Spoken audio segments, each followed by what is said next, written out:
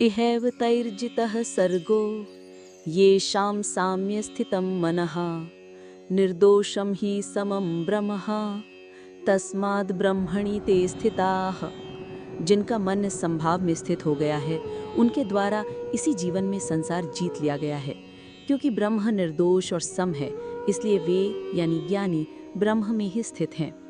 ये श्लोक समदर्शी व्यक्ति की महिमा और उसकी अवस्था का वर्णन करता है। एक तत्काल परिणाम यहैव तैर्जितः सर्गः येषां साम्य स्थितं मनः। जिन लोगों का मन समभाव में स्थित हो गया है, जैसा कि पिछले श्लोक में वर्णित है, इहैव उनके द्वारा सर्गः जितः संसार जीत लिया गया है। उन्हें संसार को जीतने के लिए मृत्यु के बाद की प्रतीक्षा नहीं करनी पड़ती। जिस क्षण उनका मन समभाव में स्थित हो जाता है, उसी क्षण वे जन्म मृत्यु के चक्र पर विजय प्राप्त कर लेते हैं। 2. इसका कारण क्या है? ब्रह्मणि ते स्थितः। वे संसार को कैसे जीत लेते हैं? क्योंकि ते ब्रह्मणि स्थितः, वे ब्रह्म में ही स्थित हो जाते हैं। और ब्रह्म का स्वरूप क्या है? निर्दोषम ही समम ब्रह्म। ब्रह्म निर्दोष है, उसमें कोई भौतिक गुण दोष नहीं है, और सम है, वे सब में एक समान है।